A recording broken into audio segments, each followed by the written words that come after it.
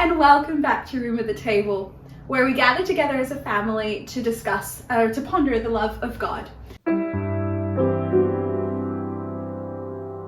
I'm here with my sister, Jess, and she's here to talk to us a bit about her story, her journey with Jesus. For those of you who don't know Jess, she is one of the most inspirational women I know. She is so strong in her faith and she keeps me on track all the time. And I'm glad as well because she will call me out when I'm being a bit overdramatic, and I tend to have these moments. And she pulls me right back, which I'm so grateful for. No worries. So I feel like you do the same thing for me. Jess, have you prayed today? No. Just so good to have like sisters in Christ and people who believe. Yeah. And you can share that journey with. Yeah. Jess, would you like to introduce yourself? Sure. I'm Jess. I'm 20 years old, nearly 21. Happy birthday! I've lived in Australia my whole life. I was born in Tassie, grew up in Melbourne, in the southeast suburbs, and then around grade 2, grade 3, I moved to Geelong, and I've been here since. I was born into a Catholic family, so Catholicism has always been something I've been familiar with. It hasn't really been very long since I sort of started taking things a bit more seriously with my faith and all that sort of thing. It was kind of a bit of an up and down journey, which I think is very typical for most Catholics that are born into it. And it wasn't till I think it was in year 10 in 2018, my auntie peer pressured me into doing this very strange course called Alpha. First session, I literally sat there like this, not saying a word, not engaging at all. I watched the video and I drew in my notebook, and that was it. I said nothing, and at the end they closed out in prayer, and I was like, oh, this is kind of nice, but I'm not gonna do it. I don't know, I think it was by maybe the 3rd or 4th week I started getting into it. It was because they were talking about one of the first few sessions is about how can we rely on the Bible as a historical document, and I'm well into my history, and so that really sparked my interest because I'd always just assumed that the Bible was just a book that was handed down, and I'd heard that it was mistranslated. People have changed it based on, the current belief at the time, but being able to talk about different translations and how that goes about happening, and the fact that we have some of the original papyrus dating back to the 3rd century AD, and I was like, oh, really? I didn't realize that we had the original source material, and the translations were not translations of translations, but rather translations of the original text. And that's what threw me, and I had no idea.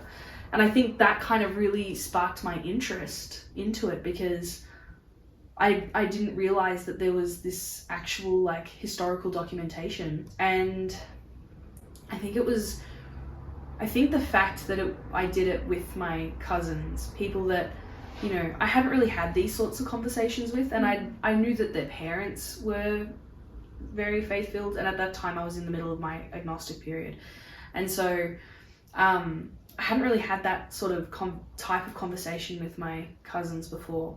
And to hear them talk so openly about their faith and to really explore it, I think that really was oh, it's not odd for me to be Catholic, because I feel like even at a Catholic school, because I was only one of about 6 girls my year to fully have any sort of faith, it was if you believe in God, you're crazy. You believe in the imaginary man in the sky? Are you kidding?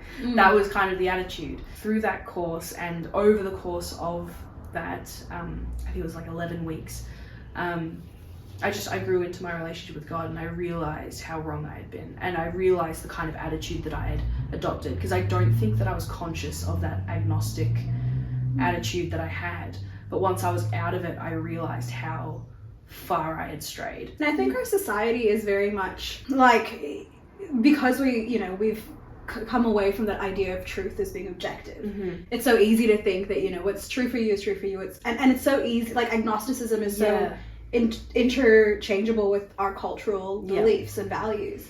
And that was the other thing, was I remember having a conversation during that period with a girl, and she was like, oh, I don't believe in hell, but I believe in God. And I was like, oh, why? And she's like, well, if he was loving, then he wouldn't damn people. And I was like, oh, good point. And I was totally taken with it, and I just sort of accepted what I heard. And it wasn't until I really sat and thought about it, and Alpha gave me that opportunity, that I really sort of went, hold on, that's not right. You have to choose God in return, because he's not going to force you to spend eternity with him if you're not going to choose that. Yeah. And so that's all damnation is you not choosing God. Yeah. And so because he is loving, he's not going to make you spend all that time with him. Because, Yeah, he's not going to force you into because eternity. who wants to spend time with someone who's being forced to spend time with? I feel like that's 3 or 4 years I could have spent a lot happier. Yeah. But it's amazing that we can look back on these things and kind of think about it. As you know, like the beginning of half of this year has been a bit challenging for various reasons for me as well. And I think just looking back at it now, like perspective has such a big influence and such a big role. And like you think back and you're like, oh, well, I could have lived that a lot differently. Yeah. But the beautiful thing is knowing that, okay, I didn't, but God was still with me through that. Yeah. And now I've grown and I've learned so much, and I can look back at it now with fresh eyes and be like, oh, I see what happened there. Let's let that never happen again. Yeah. Yeah. It's that whole thing of hindsight is 20/20. Exactly. Yeah. You can see every little mistake that you made, and you're like, why did I do that? And it's just because in that moment you just weren't seeing it clearly, because either you were too emotionally involved, or maybe not emotionally involved enough. But yeah, being able to kind of look back, reflect, and realize, I can avoid that next time. Yeah. Is a really, like, a true blessing. Like, Yeah. It's really great. So, like, you are on fire for your faith, and I'm honored and inspired by you all the time. Are you Catholic because your family's Catholic, or is there something that's making you Catholic as opposed to another form of Christian or another religion or anything? Yeah. Like that? Obviously, I had the pretext of Catholicism with my family and with my upbringing. But I think what really made me stick with it was when I was doing my own research while I was doing Alpha. And it wasn't so much, it was with the research on like the early Christians and the early martyrs, the disciples, knowing that they took bread, gave thanks, broke it, and they celebrated the Eucharist. And then also with that, all the Eucharistic miracles, that has been really compelling. My aunt, my nana, she went to Medjugorje, and she saw a miracle in the sky. It was the sun spinning, very similar to Fatima in Medjugorje, and she saw it for like 2 seconds, and then it went away, and she was like, oh my goodness, and she knew. And my pa has a sort of similar-ish experience. There was a relic, I think a saint's body, brought to Geelong a while ago, like a long time ago, and he took in his rosary beads, and when he went in there, the chain links in his rosary beads were silver, and when he came out they were gold. And he just knew then, the rosary. And so on those sorts of pillars of the Eucharist being celebrated by the early Christians, the Eucharistic miracles, and then with a lot of other miracles, including Marian ones, it really just sort of sealed the deal for me, because I can't refute that. That's not only, historically documented things, but also just, experienced by people that I know, love, and trust. I can't refute that. And so that's sort of what kept me in the Catholic faith. It was those sorts of ties. And the other thing was, there's a piece of scripture, and I'm struggling to remember the reference now, but it's like, truly I say, you must feast on my flesh. And we read it in Corpus Christi on Sunday. You must feast on my flesh and drink of my blood, for this is my new covenant, whatever it says, right? A lot of people were questioning him and looking at him like, you want us to eat your body? What? and instead of softening it for them, and instead of saying, oh, I meant figuratively, I meant my words, he said, no, truly I say to you, you have to do this. And a lot of people left because of it. Like, people, that was too much for a lot of people. And the fact that Jesus saw them leave and didn't back down. This is the truth.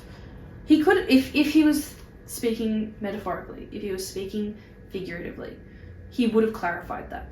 And he would have made sure that people didn't misunderstand him and leave on, you know, false pretenses, and didn't leave on false assumptions of what he meant. He knuckled down, he buckled down and said, no, this is what I mean, and I meant it when I said it. And people left, and he let them leave. And he even said to the apostles, like, will you leave? Yeah. Like, are you gonna leave too? Because if you are, now's your chance. Yeah. Like, that was really compelling for the Eucharist for me as well. Because just the fact that he was willing to let people leave. His whole ministry was bringing people to the Lord and bringing people to truth and bringing people to tradition. And for him to be willing to let people leave on that argument alone is really compelling for the Eucharist. And that's, I think, what really stuck with me. Another thing was just when looking at like the history of the passing down of the tradition. Like, you can trace the Catholic Church back to St. Peter. Like, it's all there, and you can see it for yourself. All these other denominations, they were founded by Luther. They were founded by Knox. They were founded by these guys from like the 1600s onwards, and not God, and so and not Jesus. But we know that the Catholic Church was founded by the apostles, and Catholic meaning universal. That was the one universal church. It was good for everybody. And then there were schisms, and they were founded by other men. So all of that made me think, you know what, Catholic. Yeah. And that's where I've stayed. And we're so happy you have. Before we wrap up, is there anything else that you kind of like to share with others, and encouragement or anything? Yeah, it gets a lot better post high school, trust me, because you have all these opportunities to widen your horizons and to meet all these wonderful people in your church, and it is really wonderful.